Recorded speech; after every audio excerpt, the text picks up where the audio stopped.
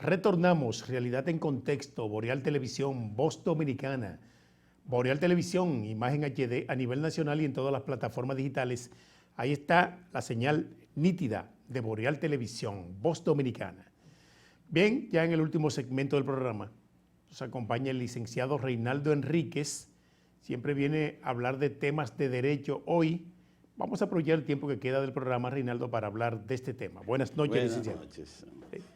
Mire, nosotros quisiéramos hoy tomar dentro de de lo que tiene que ver con las vías de ejecución, lo que es el embargo retentivo. El embargo retentivo que es tan significativo y porque a veces pensamos que un acto bajo firma privada, una factura pura y simple, no se convierte en un título ejecutorio. Lo vamos a ver aquí. ¿Qué es el embargo retentivo? Fíjese, dentro del conjunto de ese procedimiento que tienen a poner en manos de la justicia los bienes de los deudores por una obligación crediticia, dentro de ese conjunto que envuelve ese procedimiento que nosotros le llamamos vías de ejecución, hay diversas vías de ejecución o diversos procedimientos ejecutorios, y entre ellos está el embargo retentivo. El embargo retentivo, que es más bien trabarse un embargo en manos de un tercero detentador, es decir, usted tiene un crédito, puede ser amparado, como dice el 557 del Código de Procedimiento Civil, dice que puede ser auténtico o bajo firma privada, un acto que puede ser notarial. No estoy hablando de factura, no estoy hablando de recibo, no estoy hablando de pagarecito simple, estoy hablando de actos que pueden ser notarizados bajo firma privada o auténtico. Le pueden servir, pues quien puede lo más, puede lo menos. Si el acto bajo firma privada, con el auténtico mucho más. Y se puede trabar. ¿Cuál es la situación?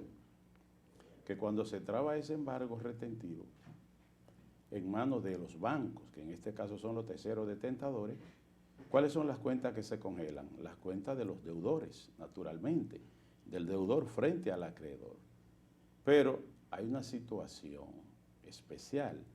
No con todos los documentos se puede trabar embargo retentivo, y por eso hacía la clasificación al inicio, porque si usted tiene una factura, una simple factura, o tiene un recibito de eso que dice debo y pagaré, usted tendría que ir ante un juez para decirle a ese juez que le autorice, que le dé un auto, que le dé una ordenanza, para usted entonces trabar un embargo retentivo con autorización del juez.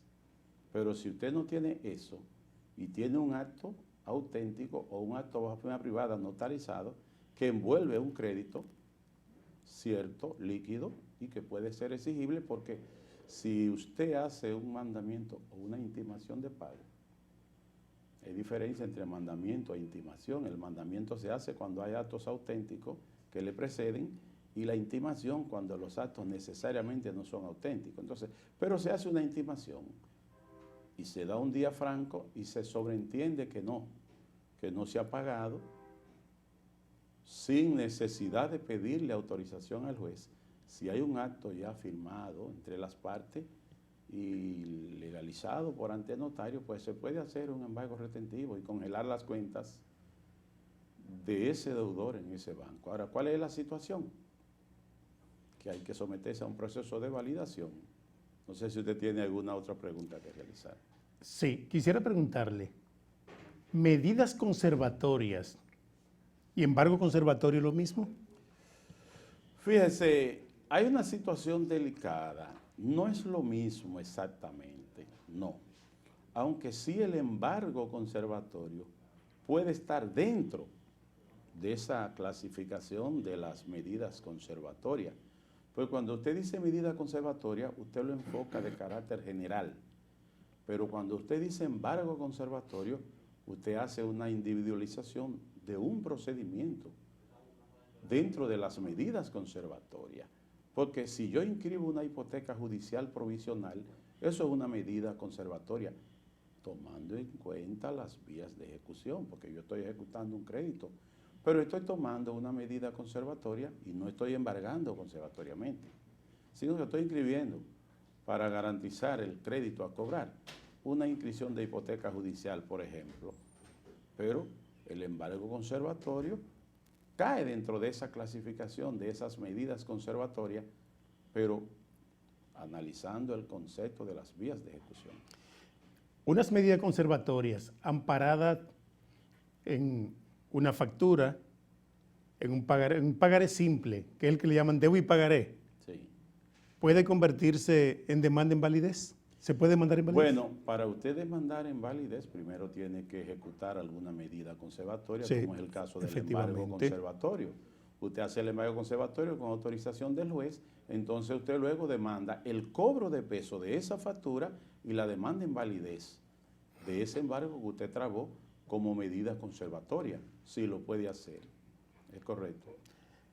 Y con los cheques, en el caso de los cheques, por ejemplo, el detentador de un cheque emite un cheque a una institución, a un particular, resulta que ese particular va al banco, gira el cheque, no tiene fondo.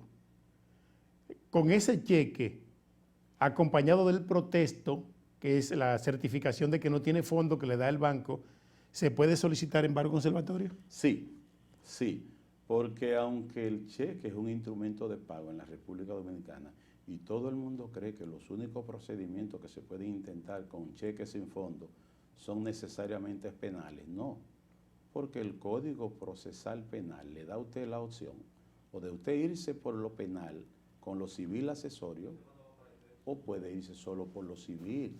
El Código de Procedimiento Criminal viejo, en su artículo 3, decía lo mismo.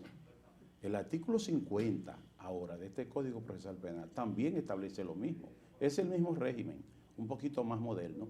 Entonces, usted tiene un cheque sin fondo, usted como parte beneficiaria que goza de ser tenedor de un cheque, y usted protesta el cheque y hace la denuncia de ese cheque y hace la comprobación de que no tiene fondos suficientes, entonces usted puede, sin tener la obligatoriedad de irse a un proceso de acción privada penal para intentar una acción de querella, no, usted puede tomar ese mismo instrumento de pago llamado cheque con ese proceso de protesto, con esa comprobación de que no tiene fondo y con esa denuncia, y usted puede ir ante el juez de lo civil y solicitarle un auto para que le dé autorización para usted trabar algunos embargos, como por ejemplo el embargo conservatorio, retentivo, entre otros.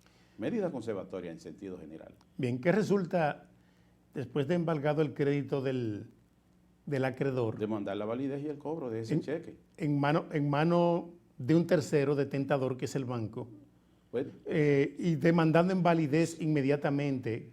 ¿Qué va a suceder inmediatamente teniendo una sentencia en validez que autoriza movilizar esa suma de dinero que está en manos del tercero? ¿Cuál es el procedimiento? correcto, no, lo que tendría que hacer es demandar la validez y cobro de ese dinero que fue trabado, de ese embargo retentivo. Es lo único que hay que hacer, validarlo, un proceso, y obligar a que el banco, que ya dio carta afirmativa de que hay fondos, pague en manos del acreedor a presentación de la sentencia con autoridad de cosa irrevocablemente juzgada. Bien, llegamos al final.